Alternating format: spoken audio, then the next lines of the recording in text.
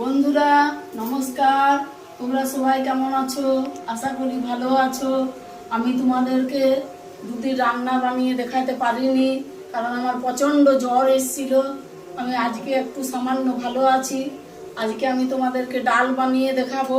এই যে ডাল আমি বয়েল করে রেখেছি, এতে পেঁয়াজ কেটে রেখেছি, টমেটো কেটে রেখেছি, কাঁচা লঙ্কা কুচি, রসুন কুচি সমস্ত কেটে রেখেছি।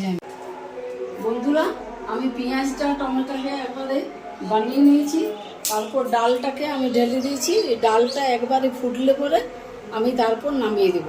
পরে আমি গোটা জিরে, শুকনো লঙ্কা আর একটু সরষের তেল দিয়ে এটাকে ছুঁকে নেব। বন্ধুরা, আমার ডালটা প্রায় হয়ে এসছে। এবার আমি এইটাকে একটু গোটা জিরে আর একটু শুকনো লঙ্কা, একটু সরষের তেল দিয়ে এটাকে আমি ছকে নেব। আজ আমার ডাল ফ্রাই রেসিপি। তোমাদের যদি আমার ডাল ফ্রাই রেসিপি ভালো লেগে থাকে তাহলে লাইক করবে এবং অনেক অনেক শেয়ার করবে।